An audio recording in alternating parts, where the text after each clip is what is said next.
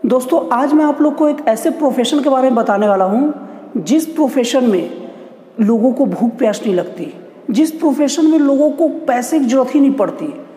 उस प्रोफेशन के लोग केवल और केवल हवा पी के जी लेते हैं, सांस लेकर ही जी लेते हैं, और उनको ही नहीं, उनके बच्चों और उनको फैमिली को भी कोई भी चीज़ की जरूरत नहीं पड़ती। आराम से बस सांस लेते हैं और आराम से जी लेते हैं। और वो प्रोफेशन है कोचिंग सेंटर और जिम चलाने वाले लोग। ये दो प्रोफेशन के लोग ऐसे हैं जिनको बिल्कुल पैसे कौड़ी की जरूरत नहीं है, जिनको भूख ही नहीं लगती, और उनके बच्चों और फैमिली को भी बिल्कुल भूख नहीं लगती। अब आप हंसेंगे कि ये आप क्या बात बोल रहे हैं। जी, ये सच्चाई है, और ये मैं नहीं बोल रहा हूँ, ये गवर्नमेंट ऐसा समझती है।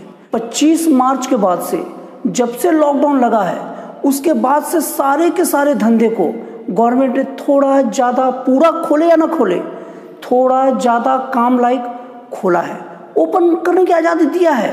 लेकिन जिम वाले और कोचिंग वालों को बिल्कुल से आज़ादी नहीं दिया है। क्यों?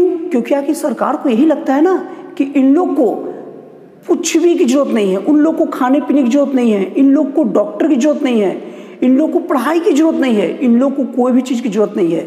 तभी तो इनके प्रति एकदम नीरस बना हुआ है। जबकि इनको पता है कि जिम और कोचिंग ये दो ऐसे धंधे हैं जो केवल धंधा नहीं है, जो केवल एक संस्था नहीं है, एक रोजगार के बहुत बड़े साधन है। दोस्तों, हमारे देश में बहुत बड़े बेरोजगारों की ऐसी संख्या है जिनके पास डिग्री भरी पड़ी है, जिनके पास अच्छी अच्छी डिग्रियां हैं, लेकिन उनके पास काम नहीं है, और वो जहाँ अप्लाई भी किए हैं वो सब पेंडिंग में पड़ा है।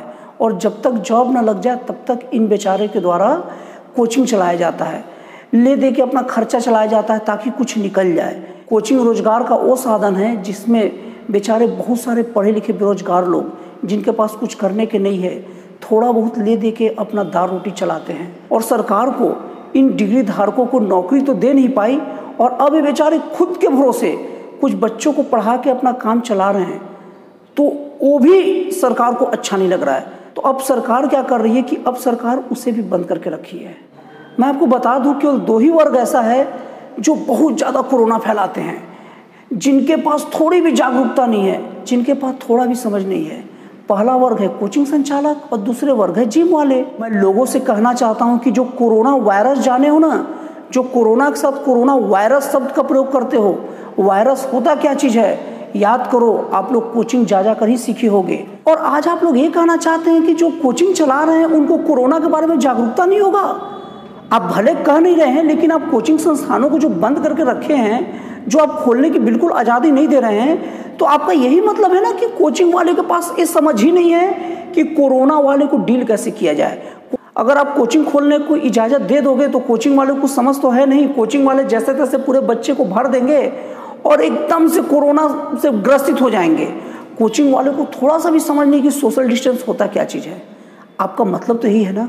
और दूसरी बात, जो आप जिमिंग बंद करके रखे हो, आपको ये बात पता होना चाहिए कि अगर आप एक बार जिम खोलने की इजाज़त दिए होते तो जिम वाले सोशल डिस्टेंस का पालन कैसे कर रहे हैं वो आपको करके दिखा देते।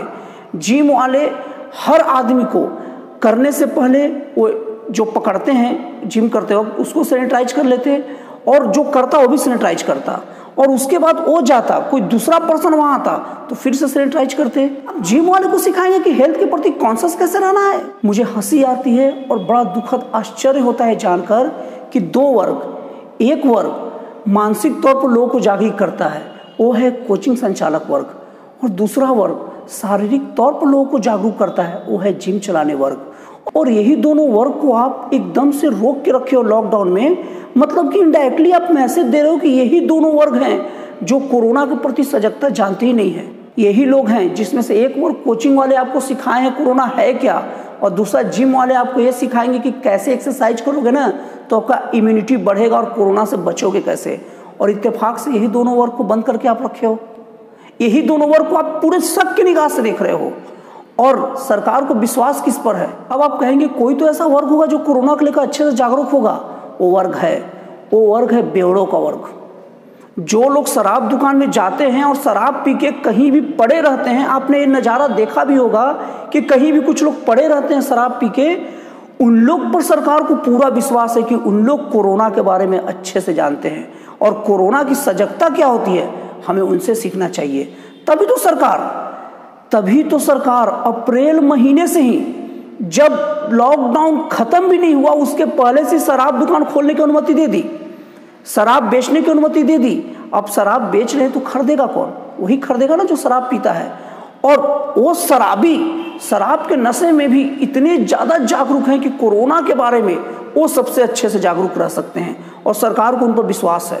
लॉकडाउन लगे 1 महीना भी नहीं हुआ था, सरकार ने शराब बेचने की अनुमति दे दी, और बेचने की अनुमति दे दी तो खरीदने वाले को तो आप जान ही सकते हैं, और उन लोग अच्छे से कोरोना के प्रति जागरूकता दिखाएंगे। और आज लॉकडाउन लगने की बात तो छोड़ दीजिए, अनलॉक लगे 1 महीना पार कर गया है, फिर भी सरकार इन कोचिंग वाले और जिम वाले की सूद नहीं ले रहा है। मैं कहता हूं कि सरकार को कोचिंग वाले कोई काम के नहीं लगते, और कोचिंग वाले उनके न राजनीति में कोई काम के हैं न किसी काम के हैं। तो प्लीज़, संसद में तो सब बैठे हैं ना, एक ऑर्डिनेंस पास कर दे कि सारे कोचिंग वाले को फांसी दे दिया जाए। ना वो रहेंगे, ना वो बोलेंगे, और ना वो कोरोना फैलाएंगे। आप जरा सोचिए कि 1 सप्ताह जब किसी का काम धंधा नहीं चलता तो उस पर क्या बीतती है, और 3.5 से 4 महीने हो गए कोचिंग वाले का काम धंधा पूरी तरह से बंद है, उनको ऊपर क्या बीत रही होगी। बच्चे का खाना पीना, दूध, सब्जी, राशन, और यहाँ तक कि डॉक्टर, दवा, ये सब कहाँ से करेंगे। मैं हाथ जोड़ के सरकार से प्रार्थना करना चाहता हूँ, मैं हाथ जोड़ के सरकार से प्रार्थना करता हूँ कि एक कोचिंग वाले और जिम वाले और इस टाइप के और भी जो धंधे बचे हैं उनको आप खास प्रतिबंधों के साथ ही सही अपने काम धंधे को शुरू करने की अनुमति दे दीजिए, क्योंकि इनके पास बहुत सारे खर्चे होते हैं, वही खर्चे होते हैं जो बाकी सबको होते हैं। राशन का खर्चा, दवाई का खर्चा, डॉक्टर का खर्चा, दूध का खर्चा, सब्जी का खर्चा, बच्चे का पढ़ाई लिखाई का खर्चा, बहुत सारे खर्चे इनके हैं। इन्हें ऐसा भूखा मत तड़पाइए और इन्हें ऐसे मजबूर मत करिए। आपको हाथ जोड़ के कह रहा हूँ कि इन लोग को कोई उग्र कदम उठाना पड़े, क्योंकि ये दोनों वर्ग समाज को बहुत कुछ देते हैं। कभी ऐसी स्थिति में मत लाइए कि ये समाज से लेने लग जाए और ये समाज में बदनाम हो जाए। और दोस्तों, सरकार ने कोचिंग वाले को एक अच्छा झुंझुना पकड़ाया है, और उस झुंझुने का नाम क्या है पता है आपको? Online classes. और दोस्तों, अगर आपको ये वीडियो अच्छा लगा हो या थोड़ा भी काम का लगा हो तो प्लीज़ इस वीडियो को आगे बढ़ाइए, क्योंकि ये वीडियो केवल एक वीडियो नहीं है, ये वीडियो एक कोचिंग वाले की और एक जिम वाले की पीड़ा का एक पिटारा है। ये पीड़ा है कोचिंग वाले और जिम वाले की। अगर आप लोग को थोड़ा भी इनके पीड़ा का एहसास हो तो प्लीज़ इस वीडियो को आगे बढ़ाइए, ताकि ये वीडियो सरकार तक पहुँचे और सरकार कुछ हमारे बारे में सोचे। दोस्तों, सरकार ने एक झुंझुना पकड़ाया है कोचिंग वाले को, उस झुंझुने का नाम है ऑनलाइन क्लासेस। दोस्तों, ऑनलाइन तो बहुत सारी चीज़ें होती है। ऑनलाइन सब्जी मिलता है, ऑनलाइन दूध भी मिल सकता है, ऑनलाइन शराब भी मिल सकती है, सब चीज़ ऑनलाइन मिलती है। तो इन लोग को ऑनलाइन पूरा क्यों नहीं करते? अब इसमें कोई एक भाई बोल देगा करे ये सब तो ऑनलाइन मिल ही रहा है, तो मैं कह रहा हूँ कि ये सब ऑनलाइन भी मिल रहा है, ऑफलाइन भी मिल रहा है, प्योरली ऑनलाइन नहीं है ना। तो जब आप सब्जी को, दूध को और बहुत सारी जरूरत की चीज़ को ऑनलाइन नहीं किए हो तो आप कोचिंग क्लासेस को कैसे ऑनलाइन कर सकते हो? और जबकि दूध रहे, सब्जी रहे और बहुत सारी चीज़ें रहे, इन लोग को ऑनलाइन करने के लिए बस एक बटन दबाना रहता है, ऑर्डर लग जाता है। जबकि कोचिंग क्लासेस ऑनलाइन करने के लिए अगर टीचर पढ़ाएगा और स्टूडेंट को डाउट आया तो वो डाउट पूछेगा और टीचर बताएगा, तो ऐसे में तो बहुत ज़्यादा समय जाएगा। और दूसरी चीज़, यहाँ का नेट कितना फास्ट है, इंटरनेट सर्विस कितना फास्ट है। यहाँ तो इंटरनेट सर्विस ऐसा है कि कोई ऑनलाइन क्लासेस बात छोड़ दीजिए, नॉर्मल वीडियो अगर अपलोड करेंगे तो वही बहुत देर में होता है। तो ऑनलाइन कन्वर्सेशन कैसे हो पाएगा? और अगर एक वीडियो में, अगर एक ऑनलाइन क्लासेस में कम से कम 50 बच्चे तो बैठेंगे। क्यों? क्योंकि जब ऑनलाइन क्लासेस होगा तो बच्चे के पास बहुत सारे ऑप्शन बच जाएंगे, बच्चे फीस बहुत कम देंगे। इसलिए अगर एक बच्चे 100 रुपये भी पे किए या 200 भी पे करे तो एक टीचर को कम से कम 2 से 3 घंटे एक क्लास के लिए देना पड़ेगा, और कम से कम 50 बच्चे तो रखना पड़ेगा। तब जाके उस बेचारे को महीने का 5 से 7 हज़ार या 10 हज़ार निकलेगा। और इंटरनेट जब कमज़ोर है तो अगर कोई बच्चे को डाउट आ गया तो कैसे पूछेगा? सबसे पहली बात तो टीचर का जो बताया उसी को पहुंचने में 2-4 मिनट बच्चे के पास लग जाएगा, और फिर बच्चा डाउट पूछा उसका 2-4 मिनट, और फिर टीचर डाउट का जवाब दिया उसका 2-4 मिनट। मतलब एक बच्चे के डाउट पूरा करने में लगभग 10 मिनट का समय लगेगा, और 50 बच्चे हैं तो उसका डाउट क्लियर करने में कितना समय लगेगा? 500 मिनट। और 500 मिनट का मतलब कितना होता है? 8 से 9 घंटे होते हैं।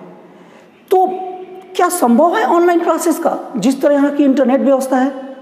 तो सरकार कहीं ना कहीं ऑनलाइन क्लासेस के नाम पर कोचिंग वाले को ठग रही है, इनका मजाक बना रही है।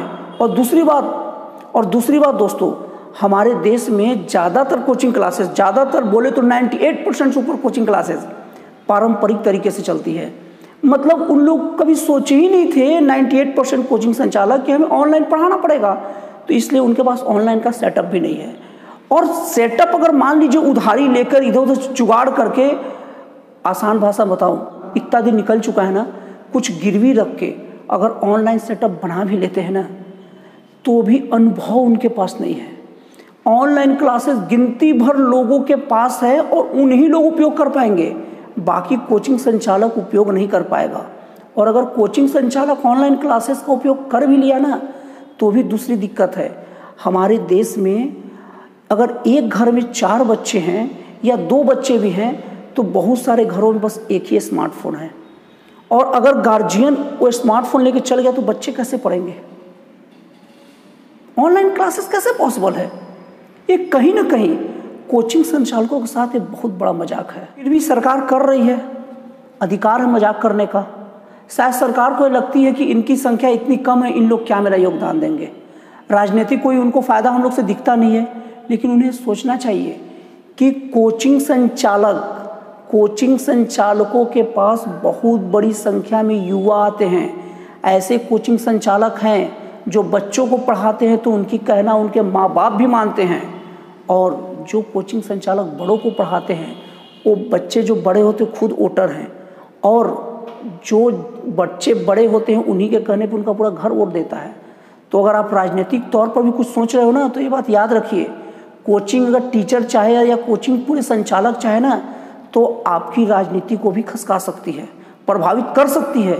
इसलिए आप कोचिंग वाले को गैर राजनीतिक ना समझें, और कोचिंग वाले गैर राजनीतिक होते ही हैं, लेकिन जिस तरह से आप उन पर दबाव डाल रहे हैं, जिस तरह से उनके मन को तोड़ रहे हैं, कहीं वो राजनीतिक ना हो जाए और कहीं ये आपकी कलई न खोदने लग जाए। तो आपसे प्लीज़ अनुरोध है कि आप खास शर्तों के साथ, खास सुरक्षा मानकों के साथ कोचिंग संचालकों और जिम संचालकों को अपना काम करने की आज़ादी दे दें। और दोस्तों, मैं सभी कोचिंग संचालकों से और सभी जिम संचालकों से ये अनुरोध करता हूँ कि आप अपनी स्तर पर सरकार के पास तक ये बात पहुँचाएं। आप हर माध्यम से, ट्विटर, इंस्टा, यूट्यूब, किसी भी माध्यम से, जो माध्यम आपको दिखे, फेसबुक, किसी भी माध्यम से आप सरकार तक अपनी बात पहुँचाएं। और अगर आपके पास कोई माध्यम नहीं है तो इसी वीडियो को आगे शेयर करें। किसी भी तरह सरकार तक ये बात पहुँचनी चाहिए कि हम लोग की पीड़ा है क्या।